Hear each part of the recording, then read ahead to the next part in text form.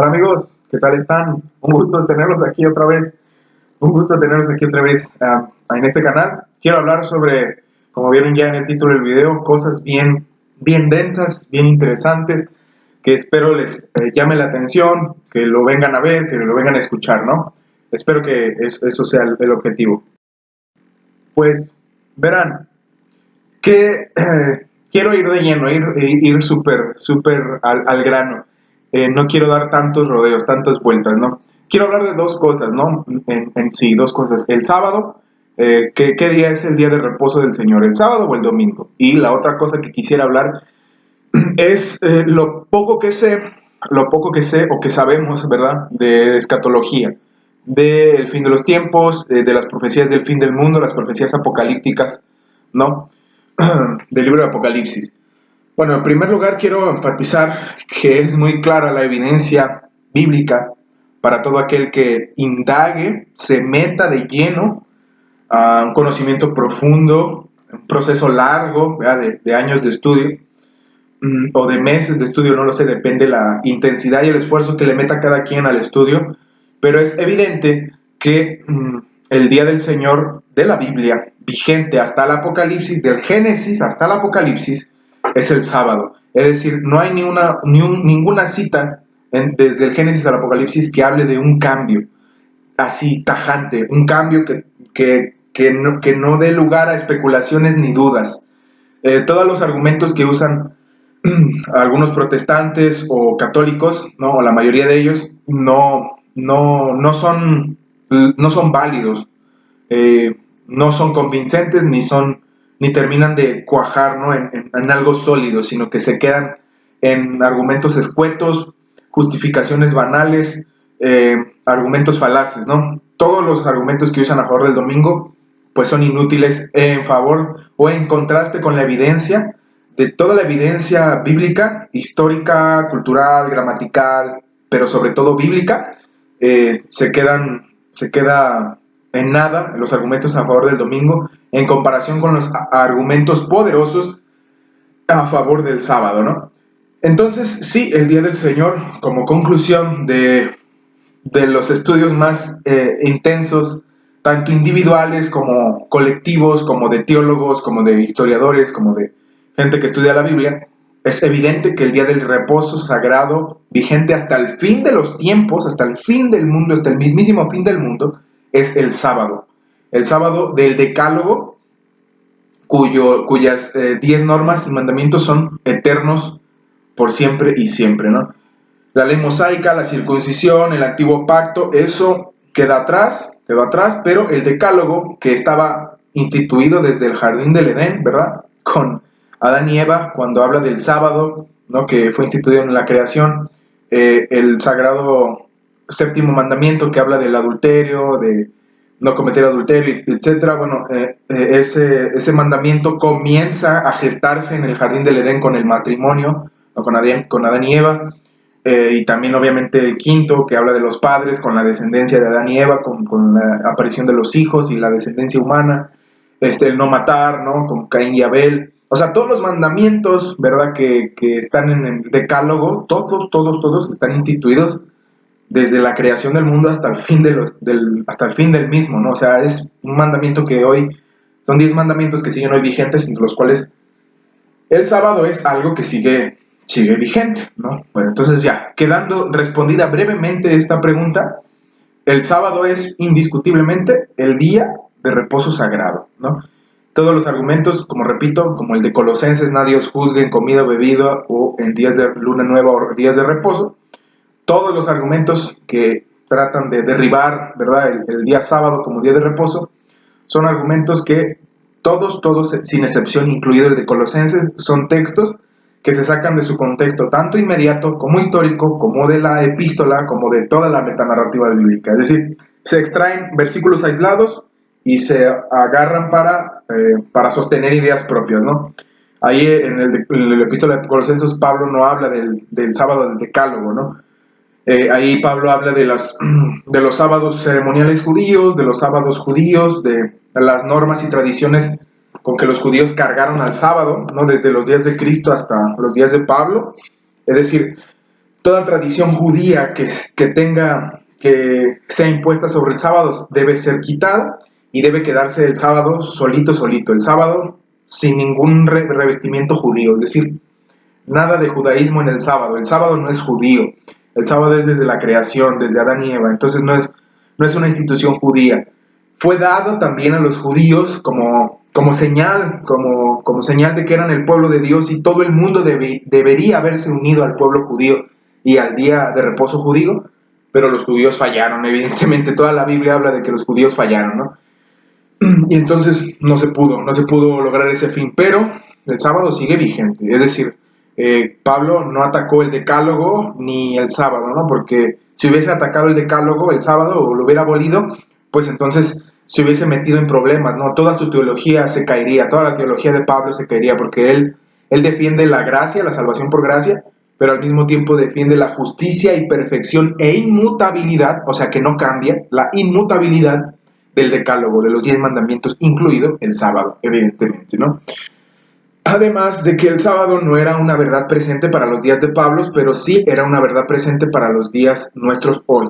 Por lo tanto, Dios en su sabiduría, en el libro de Apocalipsis, nos habla de que habría una señal en el fin de los tiempos que sería relevante para las generaciones o la generación que viva en el fin del mundo, ¿no? Bueno, y aquí entramos de lleno a la escatología, a la profecía bíblica, ¿verdad? Y respecto a escatología o el fin del mundo, el fin de los tiempos, no hay una fecha predicha, establecida en la Biblia, ni en símbolo ni en forma literal, que hable de la proximidad de alguna de las profecías que se aproximan. Es decir, no hay una fecha, ¿no? Como lo dice Jesús, ni el día ni la hora, eh, nadie sabe, ¿no? Solo el Padre, ¿no? Solo el Padre sabe, pero lo que sí sabemos es qué es lo que ocurrirá. No sabemos cuándo ocurrirá, pero sí sabemos qué ocurrirá, ¿no? Entre las cosas que van a ocurrir, ¿no? en el fin del mundo, van a haber muchos protagonistas, ¿no? Entre los cuales estarán la Iglesia Católica Romana, el Papado, estará el gobierno de los Estados Unidos de Norteamérica, influenciado por el protestantismo americano, por la Iglesia protestante, por los protestantes unidos al gobierno de los Estados Unidos de América. Estarán también inmiscuido, obviamente, Satanás y sus demonios, pero a través de un elemento importante que será algo llamado el espiritismo, que tiene que ver con la comunicación literal, sobrenatural, de los vivos con los muertos, que en realidad no son muertos, sino que son demonios disfrazados de los muertos, ¿no? Que es una cosa radicalmente distinta. ¿Quién más será protagonista de estas profecías escatológicas o del fin del mundo? Bueno, evidentemente será los guardadores del sábado. Los guardadores del sábado serán... y bueno, en Apocalipsis capítulo 13 se describen dos bestias, ¿no? Y en resumidas cuentas, la primera bestia que sube del mar es el papado, y la segunda bestia, que es la bestia terrestre, no es del mar, sino de la tierra, es el protestantismo de los Estados Unidos de Norteamérica, ¿no? Entonces, estos dos protagonistas, bueno, van a cumplir roles importantes en el fin del tiempo, y bueno, más adelante, ¿no? En los capítulo 15, ¿no? Por ahí más o menos, perdón, capítulo 14, importantísimo capítulo, el versículo 7, dice, el mensaje de los tres ángeles, ¿no? Pero, digámoslo así, el primero habla sobre el Evangelio, ¿no? El Evangelio de la cruz de Cristo, la redención hecha por Cristo, los 10 mandamientos, el sábado, ¿no? De eso habla. El primer ángel habla de la adoración, ¿no? Del mensaje de la cruz de Cristo, la redención por gracia, la ley de Dios, temer a Dios, la ley de Dios, el decálogo, los 10 mandamientos, el sábado, ¿no? Es el primer ángel, de eso habla. El segundo ángel habla de la caída de Babilonia, es decir, este sistema religioso político, habla de eso, ¿no? De la denuncia pública hacia los pecados de el papado, el protestantismo y los gobiernos que deberían ser laicos y libres, que se unen al poder apóstata del papado y del protestantismo apóstata, con la unión de el espiritismo, ¿no? Con la unión de toda esta cuestión religiosa de los mediums, adivinos, espiritistas y apariciones sobrenaturales de los muertos, probablemente apóstoles, el apóstol Pablo, el apóstol Juan, Santiago, yo qué sé, ¿no? Que aparezcan de repente resucitados, ¿no? Entre los vivos y se hagan famosos y empiecen a honrar el papado y al domingo como días, como instituciones sagradas, cuando sabremos que esos son demonios encarnados, ¿no? Pero es la anunciación de los pecados de la idolatría y avaricia y vicios, y sed de poder y gobierno y dominio mundano, político, religioso, económico, del papado y del protestantismo, ¿no? Del gobierno de Estados Unidos. Es la caída de Babilonia, ¿no? Y el tercer ángel habla acerca de la advertencia, ¿no? De unirse a estos tres poderes, ¿no? Al papado, al protestantismo apóstata y al espiritismo, ¿no? Advierte el tercer ángel que si alguno adora a la bestia y a su imagen, es decir, al papado o al protestantismo, y recibe la marca en su frente o en su mano, es decir, el domingo como día de reposo, en ese entonces, hoy el domingo no es la marca de la bestia, hoy no es negativo, no es la marca de la bestia, pero será en el futuro la marca de la bestia. Ahí será la marca, ahí será la prueba. Cuando todo esto comienza a suceder, ¿no? El domingo ahí sí será la marca de la bestia, hoy por hoy no lo es. Y entonces dice el tercer ángel, es decir, los tres ángeles representan al pueblo de Dios, a los mensajeros humanos, no son ángeles literales, son movimientos religiosos. Los tres ángeles son movimientos religiosos hechos por los hijos de Dios, los verdaderos hijos de Dios, ¿no? Los verdaderos hijos de Dios.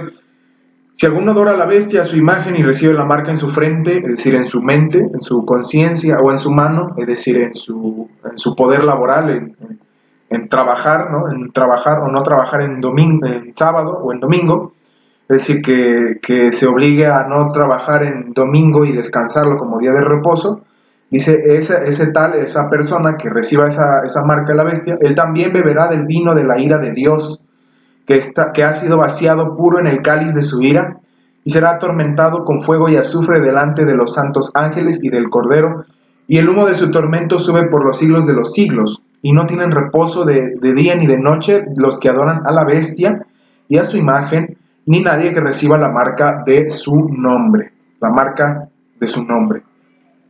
Y entonces contrasta a los que sí reciben la marca de la bestia con los que no. Dice el capítulo 14, verso 12, es decir, un versículo adelante, dice: aquí está la paciencia de los santos, los que guardan los mandamientos de Dios y la fe de Jesús. Aquí está la paciencia de los santos, los que guardan los mandamientos de Dios y la fe de Jesús. Está hablando del decálogo y la verdadera fe, ¿no? En Jesucristo, incluido el sábado, ¿no? Entonces, estos tres mensajes angélicos ya se han ido pregonando desde 1844 hasta hoy e incrementarán en su fuerte pregón hasta el fin de los tiempos, incrementarán en fuerza, en poder, en vigor. ¿Y quiénes serán los seres humanos que proclamen este mensaje, ¿no? Aquí está, en el versículos antes lo dice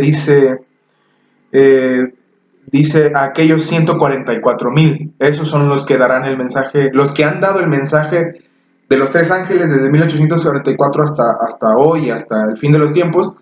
Este grupo selecto, simbólico, no literal de número, sino simbólico, de 144,000 que serán redimidos de entre la tierra, ¿no? Aquí dice que fueron redimidos de entre la tierra.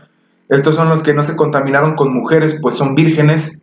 Recordemos que aquí Apocalipsis es simbólico y la mayoría del libro es simbólico. Entonces no quiere decir que sean vírgenes literales, sino quiere decir que no se contaminaron con las falsas iglesias y doctrinas, ¿no? Protestantes y católicas, es decir, mujeres. Mujeres en Apocalipsis aquí representa iglesias o iglesia, ¿no? No se contaminaron con mujeres, es decir, con diversas iglesias contaminadas con herejías, ¿no? Pues son vírgenes, es decir, son puros en cuanto a doctrina, en cuanto a teología, en cuanto a conocimiento de la Biblia. Estos son los que siguen al Cordero por donde quiera que va. Estos son los que siguen al Cordero por donde quiera que va. Estos fueron redimidos de entre los hombres como primicias para Dios y para el Cordero. Y en sus bocas no fue hallada mentira, pues son sin mancha delante del trono de Dios. Aquí entra también la justificación por la fe, pero también la perfección de la obediencia al decálogo. Es decir, las dos van juntas, no pueden ir separadas. Entonces, si solo nos quedamos con la sola gracia y sola fe y olvidamos la obediencia perfecta, no semi-perfecta, sino perfecta al decálogo, entonces estaríamos fallando. Pero si solo agarramos la obediencia perfecta al decálogo sin tener en cuenta a Jesucristo y su gracia, también estamos perdidos. Es decir, los que pregonarán este clamor final en el fin del mundo serán hombres y mujeres que estén en el estado que acabo de leer, sin mancha delante de Dios, donde no haya mentira en sus bocas, libres de todo pecado, ya no pecarán, ya no pecan, son primicias para Dios delante de Dios y del Cordero. Es decir, son especiales, no son cualquier especie de ser humano que haya existido en la tierra, son especiales, ¿no? Especiales no porque hayan nacido diferentes a los otros humanos, sino porque ellos nacieron en las circunstancias, en el momento correcto y eligieron correctamente siempre, ¿no? Fueron libres y eligieron correctamente y el Espíritu Santo los usará con poder y milagros y los llenará de su espíritu, sus cuerpos, mentes y corazón, para unir la divinidad a la humanidad, ¿no? A la humanidad, pues, mutilada e imperfecta, ¿no? Pero que se completará con la divinidad, ¿no? A través del Espíritu Santo y los milagros, lo sobrenatural, ¿no? Entonces, el requisito para llegar a ese momento es que sean sin manchas delante del trono de Dios, es decir, que ya no pequen, que no pequen ni de pensamiento ni de obra. Por eso decimos que no sabemos cuándo va a ocurrir esto, porque a las apariencias humanas falta mucho para que esto suceda, ¿no? A las apariencias humanas. Pero para Dios puede ocurrir en un mes, en un año, en 2, en 10 años, en 100 años, en 500 años. Es decir, no sabemos, no podemos dar una fecha. Lo único que la Biblia nos dice es que siempre repite pronto. Ese es el patrón que siempre da la Biblia. Pronto ocurrirá. Y desde hace 2000 años, ¿no? La segunda venida de Cristo dice, he aquí yo vengo pronto, vela, mantente alerta porque vengo pronto, sí, pronto sucede, sí, amén, ven pronto, viene pronto, no tardará, aún falta un poquito y el que ha de venir vendrá y no tardará, falta poco, son versículos de la Biblia que dicen que viene pronto, falta poco, viene pronto y pues desde hace 2000 años se viene diciendo esto, ¿no? Y todos aquellos que han obedecido y han vivido como si viniese Jesús en su época, esos hombres han sido los más piadosos, los más poderosos para el reino de Dios, los mejor usados por Dios y evidentemente los más exaltados por Él, y de seguro estarán en el reino de Dios en una posición muy elevada, aunque Jesús no haya regresado en su época, ¿no? Porque para Dios un día es como 1000 años y 1000 años como un día, dice el apóstol Pedro en una de sus epístolas, ¿no? Entonces, por lo cual no es una tardanza divina, sino es una tardanza humana. Si Jesús no viene o no ha venido, no es porque Él haya mentido o sea mentiroso de que diga, vengo pronto y no viene, ¿no? Sino que nosotros como seres humanos nos hemos tardado muchísimo para que esto suceda, para que Jesús regrese. Y entonces, los protagonistas pues será el papado, será, como ya digo, el protestantismo americano, y entonces probablemente, aquí ya entro en especulaciones, probablemente sea importante esto del cambio climático, ¿no? Las plagas, las diversas enfermedades, la convulsión natural, la naturaleza, y por ahí se va asomando, ¿no? El liderazgo del papado con los gobiernos y sus instituciones católicas, como lo es el domingo, como lo es la unión de la Iglesia y del Estado, como lo es la condenación de la doctrina del libre albedrío, del libre culto, libre religión, es decir, todo lo que tiene que ver con las instituciones católicas cobrarán fuerza a medida que el papado se siga uniendo a la política del mundo, ¿no? A los gobiernos del mundo. entre los cuales el más importante para el papado, evidentemente, es el gobierno de los Estados Unidos. Entonces, obviamente junto con los otros gobiernos, ¿no? Entonces, ¿qué ocurrirá, no? Probablemente vayan a seguir habiendo guerras, rumores de guerras, más pestes, más plagas, más enfermedades, más muerte, más convulsión, más terremotos, más tsunamis, y esto siga, ¿no? Acrecentándose, empeorando, y Dios siga llamando, ¿verdad? Al humano, a los seres humanos, a través de todas estas cosas, este megáfono que use Dios para decir al mundo, ¿saben qué? Salgan de las ciudades, instálense en el campo, obedezcan a mi evangelio, arrepiéntanse de sus pecados, crean en Jesús, no rechacen ni endurezcan su corazón contra el Espíritu Santo, este, vivan vidas puras, santas, porque vengo pronto y el mundo va a ser destruido junto con los rebeldes. Y si no obedeces, pues tu parte será con los rebeldes y con las plagas que caerán sobre ellos.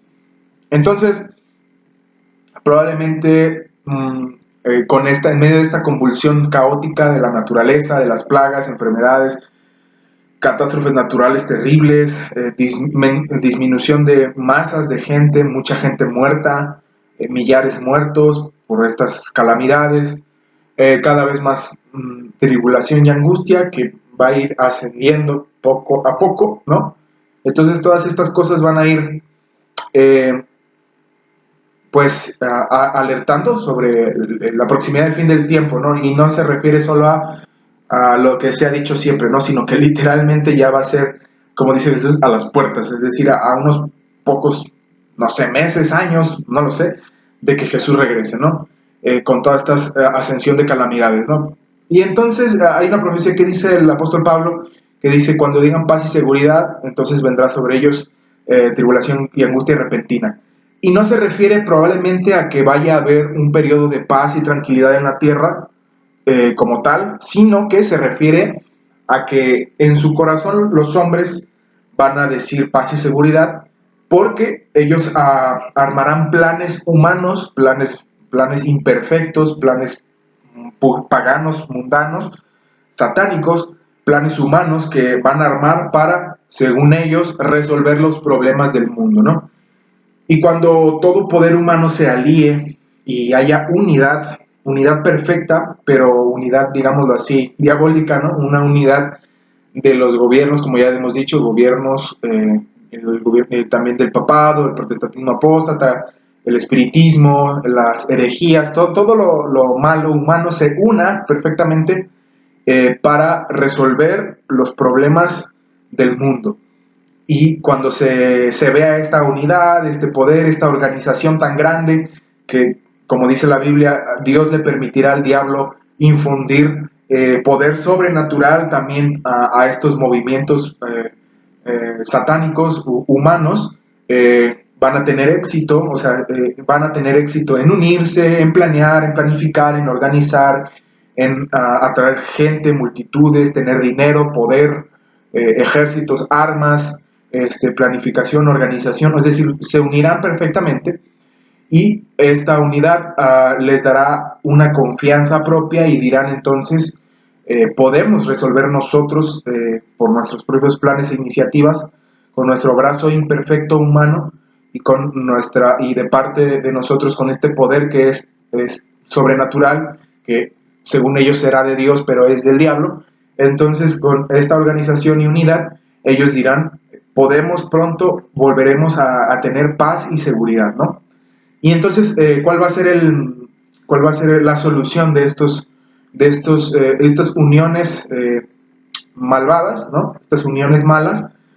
La solución será aplastar a todos aquellos que no se amolden, no se acoplen, no se unan, no se rindan, no se pongan sumisos, no acepten esta unión de la Iglesia del Estado, del Papado y de los gobiernos del mundo y las instituciones católicas y del poder sobrenatural de Dios, pero será el poder sobrenatural del diablo. Y todos aquellos que no se unan, ¿no? Que no reciban la marca de la bestia, ni adoran a la bestia, a su imagen, serán proscritos y serán tachados como herejes dignos de multas, encarcelamiento y finalmente la muerte. Entonces, para esta unión esta trinidad, podríamos decirlo, del mal, que es el papado, el gobierno de Estados Unidos y los gobiernos del mundo, y el espiritismo protestante, esta trinidad hará guerra, ¿no?, contra los santos, como dice el Apocalipsis, y los tratará de vencer, ¿no? Y hará guerra también contra el Cordero, contra Dios y contra el Cordero, ¿no? Y entonces los fieles van a advertir, estos 144,000 van a advertir que todo aquel que se acople y acepte las medidas de esta unión, de estas uniones, recibirán la marca de la bestia en sus frentes y en su mano, y por lo tanto estarán condenados a los juicios de Dios y a ser atormentados con fuego y azufre por los siglos de los siglos, delante de Dios y del Cordero, ¿no? Entonces, esa es la amenaza. Y entonces el papado, el catolicismo, Estados Unidos y el protestantismo espiritista apóstata, con poder sobrenatural de Satanás, va a engañar al mundo entero y va a perseguir a los guardadores del sábado y a los santos del Altísimo, ¿no? También el poder de Dios va a ser manifestado en los santos del Altísimo, en los guardadores del sábado. Van a haber milagros, también van a haber señales, también. Y también habrá muchos conversos nuevos, muchos hombres y mujeres que habrán estado viviendo en la ignorancia o en la rebelión contra Dios, cuando escuchen el llamado, ¿no?, de estos hombres puros, de estos hombres y mujeres puros y fieles, van a abandonar este sistema apóstata y van a unirse a las filas del Señor, y van a engrosar las filas del Señor. Y muchos adventistas, guardadores del sábado, que hoy estamos en la iglesia, cuando se asomen estas persecuciones, cuando se asomen estas calamidades, cuando se asomen todas estas cosas, vamos a apostatar de la fe y nos vamos a salir de la iglesia adventista y vamos a unirnos a los rebeldes, y veremos todo bajo la misma perspectiva que ellos, y de ser perseguidos nos pasaremos al bando de los perseguidores, ¿no?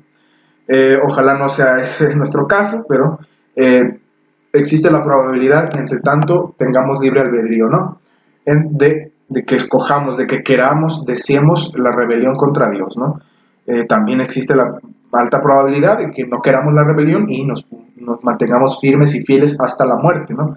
Eso solo Dios lo sabe, ni siquiera nosotros, me atrevo a decir, nosotros sabemos, ¿no? Eso formará parte del tiempo de angustia para los santos, la incertidumbre de saber si ellos han hecho lo correcto, si están limpios delante del trono de Dios, si sus pecados ya han sido perdonados, si al morir ellos pueden ir al cielo o no pueden ir al cielo por sus pecados ocultos, no confesos, ¿no? Pero ellos habrán confesado todos sus pecados, habrán abandonado todos sus pecados, y solo serán torturas mentales que el diablo impondrá sobre ellos como una carga emocional, ¿no?, casi insoportable de soportar, o sea, muy difícil de soportar mentalmente, el creer que somos salvos, de que sí somos salvos, de que somos perdonados y justificados a pesar de toda la larga lista de pecados que hayamos cometido antes, ¿no? Entonces, amigos, eso es lo que probablemente vaya a suceder: muchas calamidades en ascensión, muchas enfermedades, tragedias, multitudes muriendo, también un lento progreso, pero ascendente y vistoso aumento de la piedad y verdadera religión en el pueblo de Dios. Es decir, serán pocos, no serán muchos, pero serán pocos los que van a ir predicando cosas que vayan a despertar a todo el pueblo, ¿no? Serán reformadores modernos, serán varias voces, varias miles de voces probablemente, o cientos de voces, no lo sé, pero serán voces importantísimas para que los guardadores del sábado se despierten de su gran letargo en el que están durmiendo, en el que hemos estado dormidos por 170 años o rumbo a los 200 años, ¿no? Desde que en 1844 se cumplió la última profecía de tiempo del Apocalipsis y de Daniel.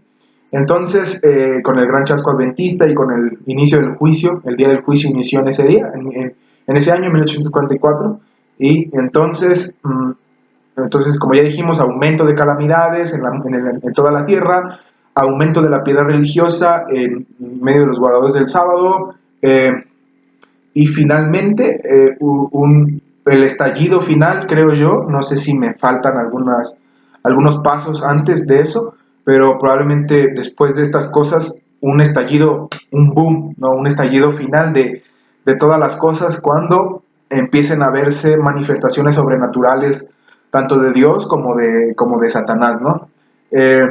Y entonces, cuando caigan las plagas postreras, ¿no? Cuando sea el derramamiento de las plagas postreras, pues ya allí ya los hijos de Dios habrán cumplido su mensaje, todos habrán sido advertidos.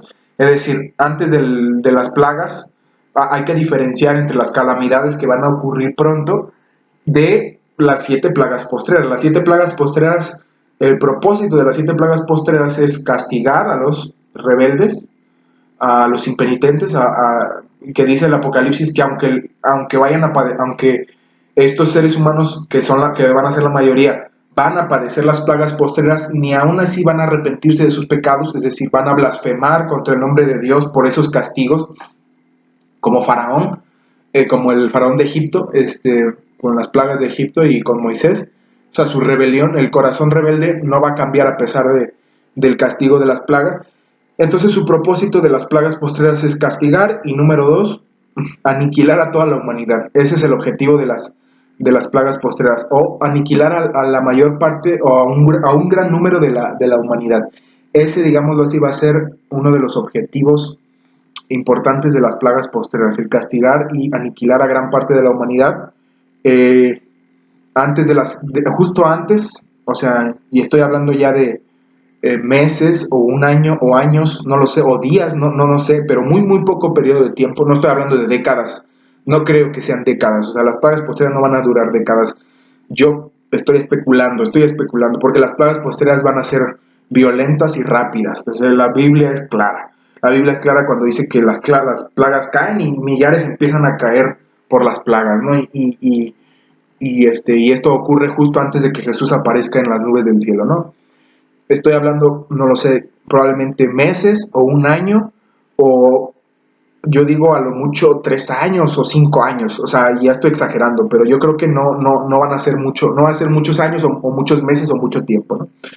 El objetivo es aniquilar gran parte de la población mundial y castigar a los impenitentes, a los que no tienen no quieren tener arrepentimiento ya,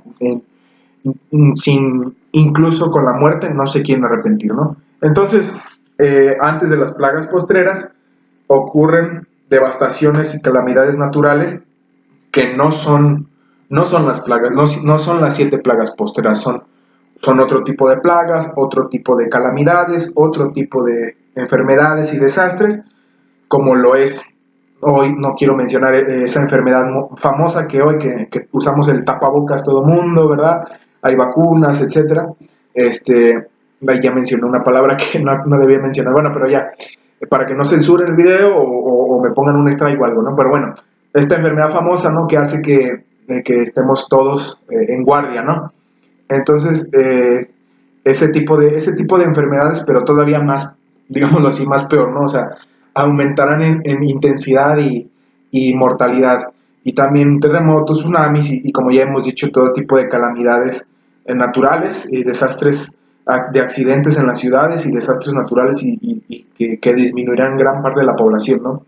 Con el objetivo de castigar a los impíos que vivan en esas ciudades y de llamar la atención de aquellos santos o justos que pueden ser rescatados de vivir de ahí, de esas grandes ciudades, como lo fue Lot, ¿no? Entonces, como también Lot fue rescatado antes de que fuera destruida la ciudad, ¿no? Y los ángeles lo advirtieron, lo sacaron. Así, Dios usará estas calamidades y a los hijos de Dios para sacar a mucha gente de las ciudades al campo, o probablemente a arrepentirse y aunque no puedan salir de las ciudades, mantenerse firmes y fieles aún en medio de las amenazas del martirio, ¿no? Las amenazas de no comprar y vender, las amenazas de todas estas cosas, ¿no?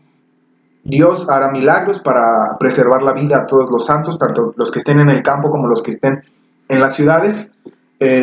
Y muchos, dice el conflicto de los siglos, como lo dice también el libro de Apocalipsis, muchos van a padecer una especie de martirio, no martirio porque el martirio es morir por la fe, es morir, derramar la sangre por la fe, por persecución religiosa, pero esta especie de martirio será tortura, más bien no será martirio, será tortura, tortura física, ¿no? Y psicológica, mental, espiritual, que muchos sufrirán, que muchos sufrirán en las cárceles, en mazmorras, en pueblos, en ciudades, yo qué sé, ¿no?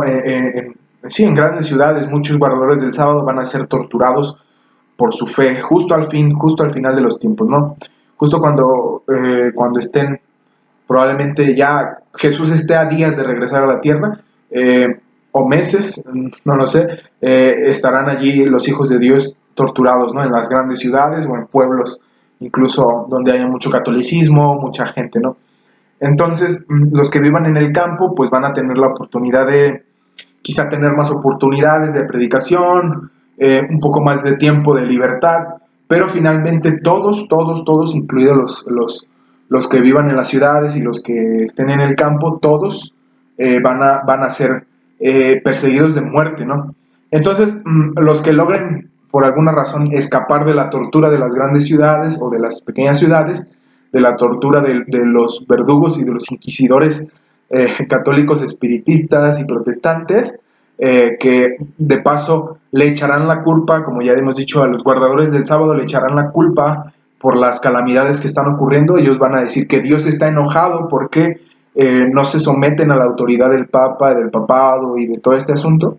Ellos son los culpables, ellos son la causa de que Dios esté derramando las plagas en el mundo. Ellos van a ser los culpables según estos apóstatas, ¿no? Le echarán la culpa a los justos de los castigos que están ocurriendo en la tierra, cuando en realidad los perseguidores serán los culpables, ¿no? No los perseguidos, sino los perseguidores serán los culpables de las calamidades en el mundo, ¿no? Y entonces muchos guardadores del sábado y fieles van a poder salir, alcanzar a lograr salir, escabullirse, escaparse de las grandes ciudades y van a buscar lugares retraídos, van a buscar lugares montañosos, las montañas como las catacumbas de Roma, ¿no? Del primer siglo, de los primeros cristianos perseguidos, algo así como los valdenses huyendo en las montañas del Piamonte en Italia, los hugonotes y demás denominaciones protestantes que fueron perseguidas por el papado a muerte, a derramar su sangre, y Dios las protegió a estos grupos de fieles en medio de la naturaleza, y algunos su sangre fue derramada en esos bosques, en esas montañas, ¿no? Y entonces, estos guardadores del sábado fieles van a ir huyendo, ¿verdad? En la naturaleza, en los bosques, sufriendo frío, sed, calor, hambre, sed, pero después de ser probada su fe, Dios enviará ángeles, como mandó ángeles con Elías para darles de comer con los cuervos, con el pan, ¿no? Con el agua del arroyo, también con la vida de Sarepta, también de Elías en el desierto, cuando el ángel le prepara una torta cocida y le da agua. Es decir, Dios va a darle de comer a sus hijos que estén viviendo, que estén huyendo en medio de las montañas, en el último tramo del conflicto, ¿no? Entonces, probablemente eso es lo más cercano a lo que, no probablemente, eso es lo que va a ocurrir en el futuro, pero respecto al aumento de calamidades y del espíritu religioso puro, y también del espíritu religioso apóstata, todo va a ir en aumento, como ha ido en aumento, creo yo, en estos últimos décadas, ¿no? Todo ha ido en aumento desde el conocimiento de la ciencia hasta el aumento de la piedad y de la apostasía de los malvados.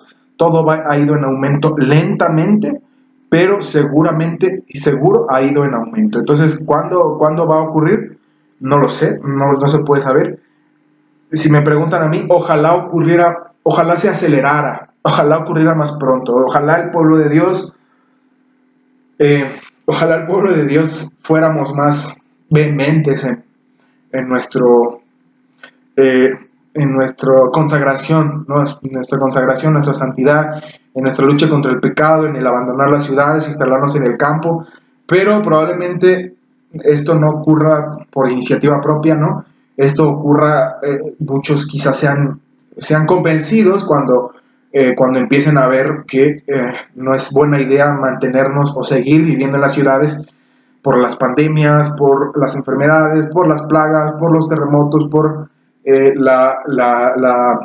las calamidades naturales, ¿no? No es buena idea seguir viviendo en las ciudades y por sobre todas las cosas, más allá de las calamidades, no es buena idea vivir en las ciudades porque las ciudades, las grandes ciudades y las pequeñas ciudades, todas las ciudades ya están contaminadas desde hace muchos siglos, desde siempre más bien, del espíritu de Sodoma y Gomorra, el espíritu satánico, violento y vicioso de Sodoma y Gomorra, ¿no? Y bueno, los hijos de Dios, desde que, desde que siempre han vivido en las ciudades, siempre han estado en apostasía y estamos en apostasía hoy. Al estar la iglesia adventista viviendo en las grandes ciudades, tenemos apostasía en nuestras filas, aunque no queramos, inevitablemente todos sin excepción, tenemos pecados ocultos, muy pocos, 1 en 1000 o en 1 millón, probablemente no lo sé, 1 en 1 millón no tenga pecados ocultos, pero la gran mayoría estamos en apostasía al estar viviendo en las grandes ciudades y no es buena idea seguir. Decía Albert Einstein, es ilógico, es absurdo esperar un diferente resultado haciendo las mismas cosas. Es decir, el adventismo lleva ya unas cuantas generaciones viviendo en las ciudades y lo único que se ve es estancamiento. La iglesia crece, sí crece, pero muy lento. Es decir, somos 20 millones en todo el mundo cuando en el mundo hay 7,000 o 8,000 millones de personas. Es decir, no llegamos ni siquiera, no llegamos ni siquiera al 10%, ¿no? O sea, si fuera el 10% de 7,000, seríamos un poquito más, ¿no? Probablemente, o no llegamos a un porcentaje razonable, es decir, la ventana 1040 sigue bloqueada, el cristianismo, ahí se sigue persiguiendo, los gobiernos siguen teniendo control, es decir, el mensaje de los tres ángeles no ha llegado en su plenitud. Hay miles de hindúes, miles de chinos, miles de orientales, miles de islámicos que jamás han escuchado el nombre de la iglesia adventista o alguna de sus doctrinas o la verdad del sábado. Es decir, hay millones de almas que no conocen en absoluto nada de todo esto lo que les he hablado estos 40 minutos, no han escuchado ni una jota del mensaje. Si acaso han escuchado de Jesús, pero muy a regañadientes porque en sus países el cristianismo es ilegal y perseguido. Entonces, no, la iglesia adventista no está cumpliendo su papel y su rol, lo está cumpliendo, pero muy lento y muy ineficazmente. Lo estamos cumpliendo muy lento y muy ineficazmente. ¿Qué sería eficazmente y rápidamente? Bueno, como en el día de Pentecostés, cuando se convirtieron en un solo día 3,000, ¿no? 3,000 hombres y mujeres se convirtieron al mensaje del apóstol Pedro en un solo día y se bautizaron miles, y cada día, dice la Biblia, añadía el Señor a la iglesia nuevos conversos, y esto causaba problemas al gobierno y a la religión más popular y más poderosa de aquel entonces, que en ese entonces eran los fariseos, ¿no?, del judaísmo. En este entonces serán los fariseos modernos, ¿no?, del siglo XXI, que son el papado y el catolicismo. Entonces, fariseos modernos no en cuanto a estrictez de la ley, ¿no?, sino a que ellos aman más la tradición de los hombres y de el poder político y mundano, mezclarlo con la religión, con Dios, para justificar sus vicios y sus herejías, ¿no?, su impiedad. Estoy hablando del sistema como tal, el papado, ¿no? Hay muchos católicos que están engañados por este sistema, pero que van a salir de ahí, de Babilonia, como aquí dice, con el capítulo 18 dice que salid de ella, pueblo mío, ¿no?, y no seáis partícipes de sus pecados.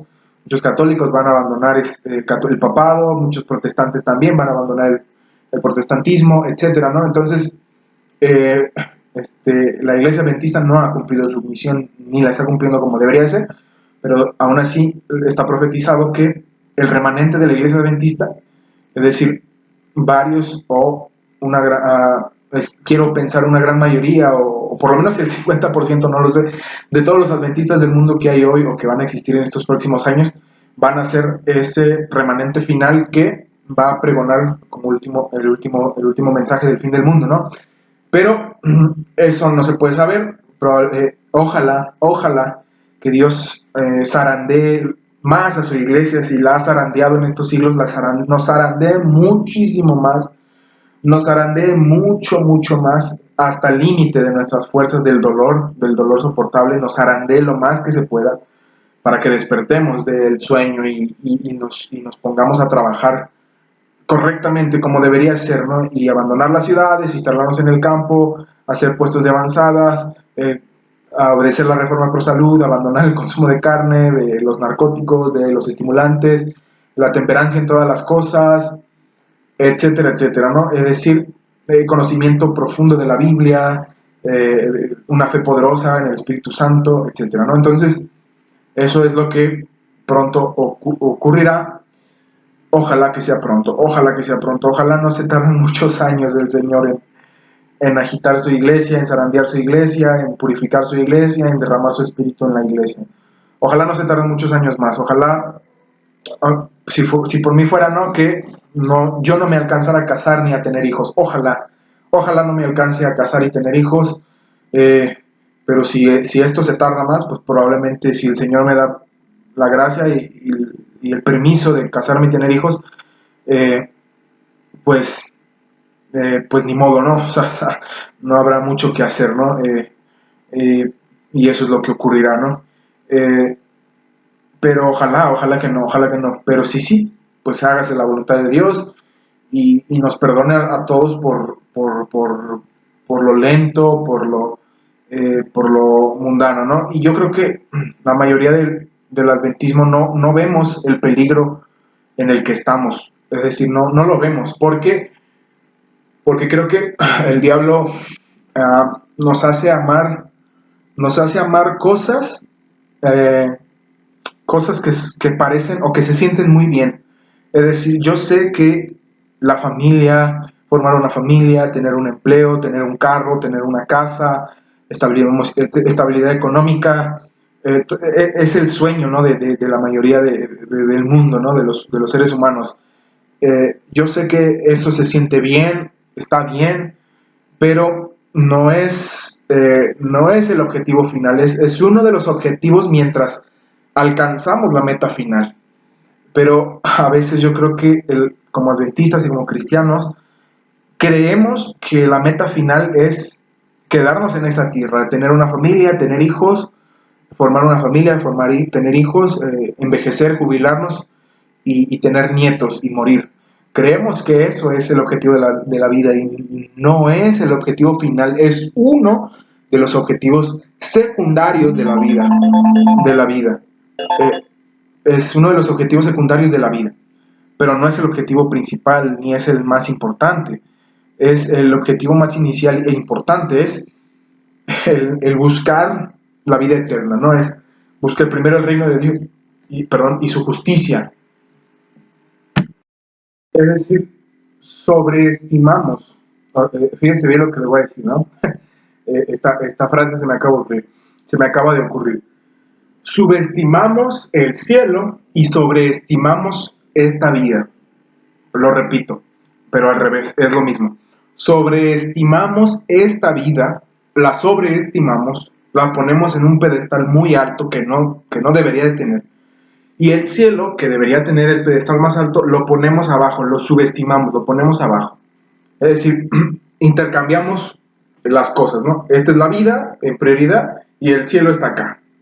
Cuando en realidad no solo debería, es que la realidad es así, el cielo debería estar sobreestimado y esta vida debería estar subestimada. ¿Por qué? Porque la revelación que hay en las escrituras del cielo es que es impresionante, es absolutamente, o sea, la descripción de la Biblia, que la Biblia da del reino de Dios, del cielo, es tan inefablemente indescriptible que no alcanza el lenguaje literal para describirlo y la Biblia usa lenguaje metafórico y poético para tratar de describir el cielo, ¿no? Lamentablemente como cristianos, como adventistas, como cristianos, creemos, ¿no? Creemos que vamos a ser más felices teniendo una familia y siendo prósperos en esta vida que en el cielo. ¿Me explico? O sea, o queremos las dos cosas, ¿no? No somos nada tontos, queremos ser prósperos en esta vida, queremos tener familia aquí, ser prósperos, ser muy felices, queremos eso, pero también también queremos el cielo, ¿no? Cuando muramos de vejez. Queremos el paquete doble, ¿no? No somos nada tontos. Pero la Biblia nos tiene una mala noticia para los que pensamos así o para los que piensan así. Hay una mala noticia y es que dice Jesús que todo el que quiera vivir piamente padecerá persecución. En Cristo Jesús padecerá persecución. Es decir, no hay, no hay tal cosa como tenerlo todo, ¿no? Si vemos la historia de los fieles de Dios, si vemos la historia de los fieles de Dios, nos vamos a dar cuenta que esposo, esposa, hijos e hijas, si eran cristianos verdaderos, huían perseguidos, eran calumniados, eran multados, eran encarcelados, huían a los montes, se establecían en el campo, eran pobres por esa misma razón, pobres pero unidos y felices, sobrevivían, o sea, no se morían de hambre o de inanición, o sea, sobrevivían en el campo, como los valdenses en las montañas del Piamonte en Italia o en Francia también, los abilguenses y otros grupos protestantes, ¿no? O los primeros cristianos del primer siglo, o el papá moría torturado en la hoguera, en el martirio, o la mamá también, o toda la familia moría masacrada. Es decir, las familias del reino de Dios las verdaderas familias del reino de Dios han sufrido persecución por su fe. Y Dios nunca las abandonó ni los dejó sin comer, dice el Salmo, joven fui y he envejecido, y nunca he visto a justo que mendigue pan, que mendigue pan, ¿no? Ni su descendencia que tampoco mendiga pan, ¿no? Que carezca de pan o que su descendencia mendigue pan, ¿no? Entonces, los fieles de Dios, las familias fieles de Dios siempre han padecido y sufrido por su fe. No han muerto de hambre, pero muchos sí morían, ¿no? De martirio, de persecución. Otros, por alguna razón, lograban mantenerse, ¿cómo se dice? O sea, llegaban a la vejez, ¿no? Y siempre vivieron perseguidos y en el campo, pero vivieron hasta la vejez y tuvieron nietos y todo, y preparaban a su descendencia para el posible martirio y para la segura persecución. Hoy el cristianismo, las familias del cristianismo, su objetivo en la vida es los bienes materiales. Ese es su objetivo en la vida, el dinero y los bienes materiales. Ese es, o sea, la prosperidad, ¿no? Tener descendencia, tener hijos y tener bienes materiales, dinero y bienes materiales. Ese es el objetivo del cristianismo hoy, es de las familias del cristianismo hoy. No, su objetivo no es buscar primero el reino de Dios. Si su objetivo fuese buscar primero el reino de Dios y que el cielo regresase y que viniese pronto el cielo, que fuéramos al cielo, importando o no si llegamos a tener hijos o si llegamos a casarnos o no, o si llegamos a ser prósperos o no, sin importar, o si llegamos a ser martirizados o no, no importa, lo primero es alcanzar la santidad sin la cual nadie verá al Señor, y eso implica abandonar las ciudades e instalarse en el campo con las familias, con tu esposa, tu esposo, tus hijos, tus hijas, en zonas rurales, o sea, no aislarte de la sociedad, no aislarte del mundo como un ermitaño, no, o una seta, no.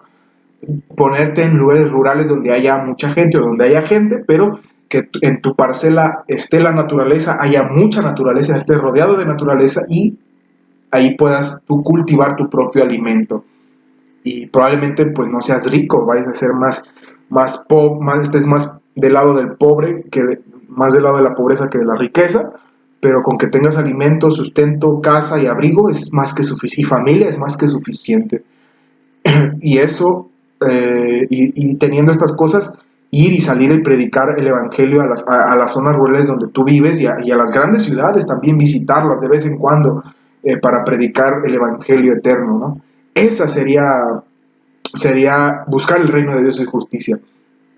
El reino de Dios y su justicia está asociado con la supervivencia, la vivir con lo necesario y incluso podría decirse con un poquito menos de lo necesario, es decir, sobrevivir. Eso es el reino de Dios y su justicia. O con lo necesario, ¿no? Un poco menos de lo necesario.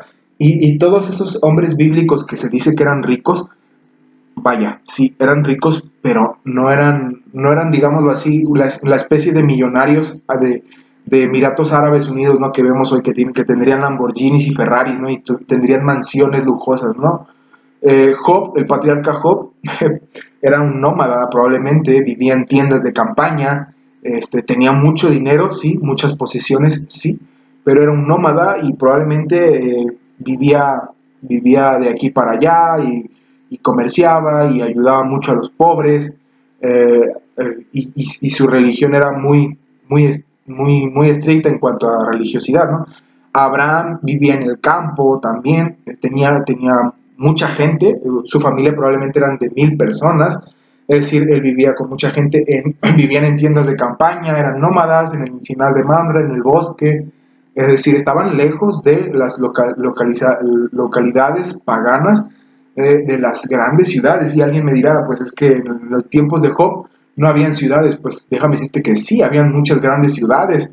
Las grandes ciudades las fundó Caín, el primer asesino, el hijo de Adán, uno de los primeros seres humanos. Las ciudades se fundaron por Caín, el más grande de los pecadores de la historia humana, Caín. Y se dice, Patriarcas y Profetas dice que el diluvio vino en parte gracias a Caín, porque él enseñó a hacer el mal a su descendencia, que fue muchísima, y traspasó el pecado como si fuera un cáncer a las siguientes generaciones con su ejemplo y sus actos, ¿no? Entonces, sus actos violentos y de odio hacia Dios, ¿no? Y hacia la humanidad. Entonces, eso sería buscar primero el reino de Dios y su justicia. Estar dispuesto a cargar la cruz, estar dispuesto a padecer estricta economía, privaciones, sacrificios, con tal de mudarse al campo y vivir allí con las familias y para preservar la santidad propia y de la familia, alejado de las tentaciones de las grandes ciudades. Pero ese no es el objetivo del adventismo y del cristianismo hoy. El objetivo del cristianismo y del adventismo hoy es como Lot, vivir en Sodoma y en Gomorra, ser ricos y ahí estar a gusto, estar en medio de lujos y comodidades, aunque se sacrifique los buenos principios, la santidad y la salvación del alma eterna. Es decir, el adventismo hoy no busca el reino de Dios. Si lo buscara, Dios derramaría su espíritu inmediatamente y con la ayuda de ese Espíritu Santo y de ese poder sobrenatural acabaríamos la obra rápidamente y la persecución vendría rápidamente también, y finalmente Jesús regresaría también.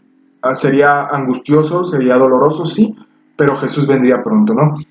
Y cuando decía que sobreestimamos esta vida y subestimamos el cielo, es que como no leemos la Biblia y no nos interesamos tanto en las cosas del reino de Dios y en el espíritu de profecía, pues lo que hacemos es pues, ignorar qué habrá en el cielo, cómo será el cielo, ¿no? Ignoramos eso. Y entonces somos engañados, ¿no? Por la ilusión óptica de que esta vida es más feliz que el cielo, cuando en realidad el cielo es más feliz que esta vida, es muchísimo más feliz que esta vida. Y yo sé, ¿no? Por ejemplo, por poner un ejemplo yo y los jóvenes de mi edad, ¿no? ¿Qué buscásemos? ¿Qué querríamos nosotros como jóvenes, ¿no? Casarnos, tener hijos y tener un buen empleo. Eso querríamos, ¿no? Y si nos preguntaran, oye, te doy a elegir que Jesús venga mañana y no te cases y tengas hijos ni tengas empleo, pero que vayas al cielo mañana, o que Jesús venga cuando estés viejito, cuando ya tengas nietos, cuando estés en vejez. Y yo lo he escuchado de amigos adventistas, estudiantes para pastor, o sea, lo he escuchado de gente que profesa la religión adventista en sus máximos niveles, o sea, en gente que tú dices, pues se supone que son los pastores, los próximos pastores de la iglesia, o son los pastores de la iglesia adventista. Y si ellos piensan así, pues cuánto más el pueblo, cuánto más el pueblo no piensa así.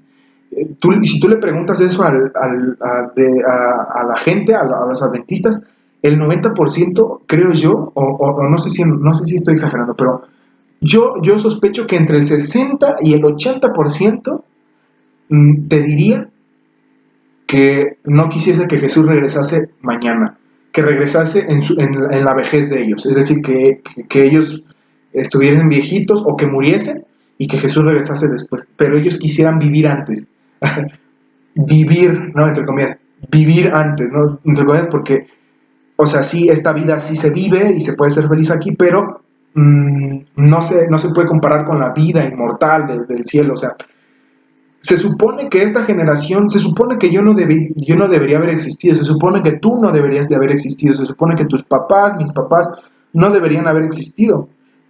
No estábamos en los planes originales, no somos el plan B, somos el plan Z. O sea, estaba el plan A, el plan B, el plan C. O sea, el plan A era que Adán y Eva no cayeran y que la descendencia humana se reprodujese y después se inmortalizasen como ángeles y nunca hubiesen caído, ¿no? Y Satanás hubiese sido destruido sin que el mundo cayese. Pero el plan B fue que Jesús viniese a la raza humana a rescatarnos y morir en la cruz. Y así ha habido plan B, plan C, plan D, y así hasta hoy plan C, que se supone que esta generación no debería existir, ni las generaciones que están naciendo deberían de haber existido, porque Jesús ya debió haber regresado hace muchos años y haber traído el reino de Dios aquí y que el linaje humano haya sido completado ya para siempre. Pero los seres humanos, los adventistas, los cristianos, engañados por Satanás, nos hace seguir vagando en el desierto por más años. Es decir, nosotros no tenemos nada diferente a la generación de Israel que vaga por el desierto, ¿no? Dios quería meterlos a la tierra prometida y los israelitas no querían entrar a la tierra prometida porque extrañaban las ollas de carne de Egipto, extrañaban los privilegios de la esclavitud de Egipto. Porque sí, habían privilegios en la esclavitud de Egipto, hay privilegios en el pecado, hay placer en el pecado, pero, pero, pero que haya placer y haya privilegios no significa que sea bueno y que su fin vaya a ser glorioso, al contrario, significa que es una autodestrucción lenta y que al final el pecado causa muerte y dolor a ti y a los que te rodean. Entonces, los israelitas amaban la esclavitud, amaban porque tenía privilegios, no querían la libertad, no querían la tierra de Canaán. Ellos querían la tierra de Canaán fácil, la querían sin obstáculos, la querían sin ser probada su fe. Y cuando Dios los probaba su fe, ellos fallaban, no confiaban en Él, y entonces murmuraban contra Él, y entonces no entraron a Canaán, y murieron en el desierto, vagando y vagando y vagando, y solo eran pocos los que sí querían entrar, los que no les importaba nada, ningún sacrificio con tal de entrar a la tierra prometida. Ellos eran Aarón, Moisés, Eleazar su hijo y Tamar, la esposa de Moisés, probablemente esta Séfora, María, Aarón, y sus hijos, ¿no? Es decir, y Josué y Caleb. Esos son los más renombrados. Habrían otros, como los 70 ancianos, por ejemplo, los que profetizaron en el campamento de Moisés. Es decir, habían varias personas que sí querían entrar a la tierra prometida, pero eran muy pocas en comparación con toda la generación que no quería entrar, que querían la esclavitud. Y su incredulidad les negó entrar a la tierra prometida. Y vagaron por el desierto, y vagaron, y vagaron, y vagaron, y tuvieron hijos, tuvieron esposas, tuvieron familias, ¿no? Caminaron, vieron la vida muy bonito y todo en el desierto, protegidos por Dios, a pesar de estar en el desierto, pero protegidos.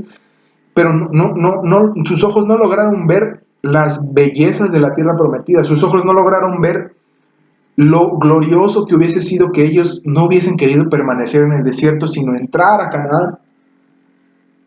Y ellos decían, decían, como muchos adventistas dicen hoy, dicen, dicen, ¿para qué nos trajiste aquí al desierto a morir, no? Mejor nos es morirnos nosotros, ¿no? Que mejor nos hubiera sido morir aquí en el desierto que ser capturados. Como les decía, no podían, no quisieron entrar por su incredulidad, ¿no? Este, y es que si los adventistas y los cristianos, en su mayoría, viesen a través de los ojos de la fe, del conocimiento de la Biblia y del Espíritu de profecía, viesen las glorias que hay en el cielo para la recompensa de los justos, que vale la pena el procurar a muerte la santidad en esta vida, aunque cueste familia y, como dice Jesús, padre, madre, hijos, esposo, esposa, tierras, todo lo que valga, la misma vida, pero buscar esa santidad perfecta, que es el reino de Dios y su justicia. El reino de Dios y su justicia es la santidad perfecta y la proclamación del Evangelio con esta santidad. Y encontrar y buscar esto requiere cruz y sacrificio, por eso muchos cristianos la rehuyen, no quieren buscar la santidad y la perfección, porque exige sacrificio. Pero si viesen que la recompensa es el cielo por gracia, pero es recompensa al final del día, Jesús dice para recompensar, es decir, no hay otra forma para decirlo, es una recompensa inmerecida, pero es recompensa de los justos. Entonces, si viesen con sus ojos, o si tuviesen una visión del cielo y fueran transportados como el apóstol Pablo al tercer cielo, y vieran el paraíso, lo que hay allí, las glorias que alcanzaremos al entrar allí, lo bien que se sentirá estar allí, no escatimarían cualquier sacrificio para buscar la santidad y perfección en esta vida. Si Dios dice hay que salir al campo y mudarse ahí, hagámoslo pronto, hagámoslo, porque ya vieron la recompensa que hay de la santidad, ya vieron el paraíso, ya estuvieron allí, ya lo sintieron allí.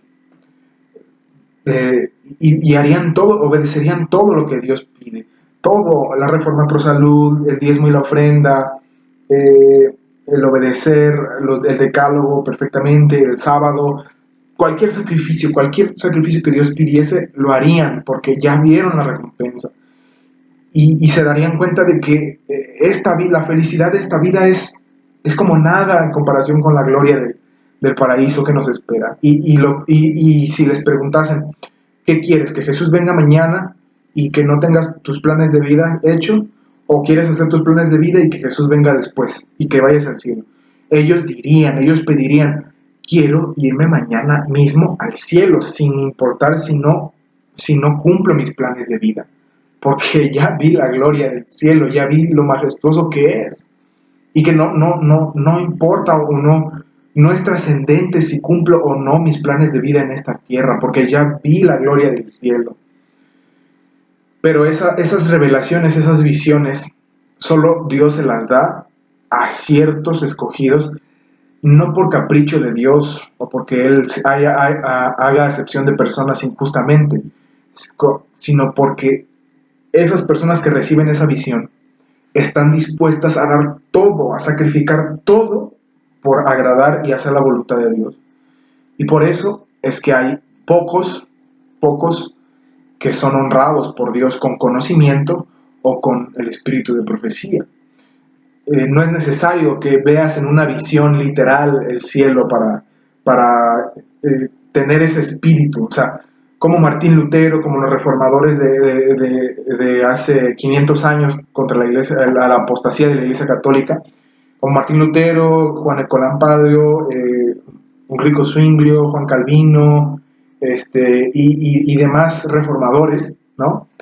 Que no fueron profetas, ni recibieron el espíritu de profecía, ni vieron en visión el cielo, pero ellos fueron llenos del Espíritu Santo, porque ellos por la fe y por la lectura y el escudriñamiento de las Escrituras con fe y con humildad y sumisión, vieron que la recompensa del paraíso es mucho mejor que la vida misma, que la vida misma es es necesario sacrificarla en el calabozo, en la cárcel, o en la hoguera, como Juan Hus o Jerónimo, o muchos otros reformadores y mártires protestantes, quemados por la Iglesia Católica. Eh, Todos ellos vieron por la fe, no en visión literal, sino por la fe, la recompensa de los justos, el paraíso, por la fe, por el conocimiento de lo que dice la Biblia, de lo que hay en el cielo y lo que habrá en el cielo. Y por la fe en eso, ellos dijeron, vale la pena y voy a dar la vida misma si es necesario. Y por eso ellos fueron tan ardientes, tan celosos y tan rápidos, tan prestos en hacer la voluntad de Dios. Y no fueron tan lentos como lo es el cristianismo hoy en general en el mundo, porque Satanás lo que hace es vendar los ojos, ocultar a la vista de la fe lo que hay allá arriba. Y entonces muestra la gloria, como a Jesús, Satanás mostró la gloria de los reinos de este mundo y nos dice como a Jesús, todo esto te daré si postrado me adorares. Y el humano fácilmente cae ante esta tentación porque ve el dinero, ve el poder, ve la gloria, ve la comodidad, la facilidad, lo fácil, lo placentero, y se va de bruces, ¿no? Con esta tentación. Si no funciona eso, Satanás nos pone el apetito, ¿no? Y nos dice, nos ofrece convertir las piedras en pan, ¿no? Y nos ofrece el gusto, los sentidos, que si es el alcohol, la intemperancia en el comer, el exceso en las drogas, el exceso en la sexualidad, desviaciones de la sexualidad, desviaciones en el comer, desviaciones en el beber, desviaciones en el vestir, desviaciones en el dinero, es decir, excesos a morir, ¿no? Esa es su primera tentación. Si no funciona, es la presunción también, la segunda tentación. La presunción es unir la religión con el paganismo, mezclar lo santo y lo profano, no hacer distinción, sino mezclarlo, ¿no? Y como Satanás le dijo a Jesús, échate abajo del templo, lo llevó arriba del templo, lo cargó hasta el templo y le dijo, échate abajo. Y Dios dice en la Biblia que te va a proteger y va a enviar ángeles para que tu pie no tropiece en piedra. Así dicen los salmos. Salmos 91, el diablo le citó a Jesús. Y Jesús le respondió con la Biblia misma, que no la sacara de contexto, le dijo, escrito está, no tentarás al Señor tu Dios, ¿no? Entonces lo que hace el diablo es usar la Biblia, usar la religión, usar el cristianismo y mezclarlo al paganismo, a los vicios, a la maldad, al egoísmo, para hacer una religión fácil, mundana y pagana, ¿no? Y engañar así al mundo religioso y les dice, échense abajo, ¿no? Dios los va a proteger, ¿no? Sean prósperos, vivan en medio del pecado, hagan negocios aunque sean turbios, únanse a sindicatos aunque tengan que quebrantar el decálogo, no sigan su conciencia, sigan la comunidad, para eso Dios nos hizo, para ser felices, y empieza a usar la Biblia y la razón, la astucia, la lógica, la falacia, la presunción, y millones caen en sus presunciones y se quedan esclavizados, ¿no? A los bienes materiales y al afán de este mundo, y no logran ver más allá, de esto, ni logran ver por la fe el paraíso, y por lo tanto no pueden ser llenos de esa energía y de ese ardor por el cielo, sino que se quedan simplemente con los bienes de esta tierra, que son necesarios, claro, pero Dios ha mandado el salir y cultivar nuestro propio alimento y allí vivir humildemente, sin necesidad de vender nuestra alma al diablo por la comodidad y el lujo. Y si no funcionan estas dos cosas, pues al último Dios ofrece, ¿no? Ofrece el mundo entero, y esas son las tres principales tentaciones del diablo, ¿no? Las que les presentó a Jesús en el desierto. Y Jesús venció las tres perfectamente, pero los seres humanos caen muy fácil ante una o ante todas, o ante dos, o ante tres, o ante una, o ante todas caen, ¿no? ¿En cuál estás cayendo tú? ¿En cuál estoy cayendo yo? ¿No? Entonces, eso creo yo. Quisiera ir acabando este video. Quería que fuese un poquito más corto, pero bueno, esto es lo que ha durado, ¿no? Amigos, ¿qué les parece? ¿Qué piensan de lo que les acabo de decir? alguna duda, algo no lo dejé en claro todavía, me confundí en algo y dije algo que no lo sé, ¿no? Quisiera leer en sus comentarios su retroalimentación.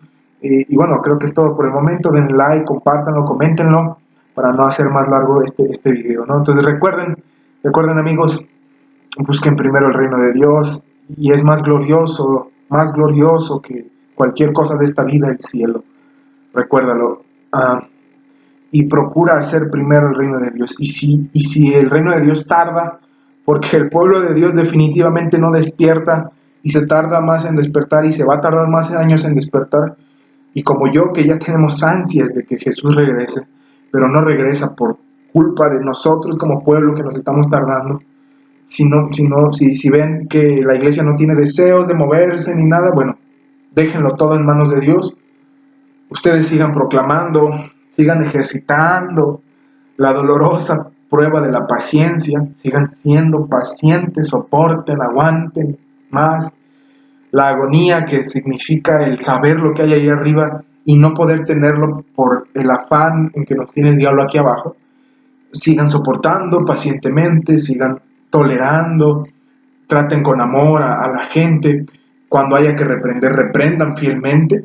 Cuando haya que hablar fuerte, hablen con amabilidad, pero denunciando claramente la incredulidad y la apostasía. Pero también ofrezcan solución, ofrezcan consuelo, ofrezcan perdón en la sangre de Cristo.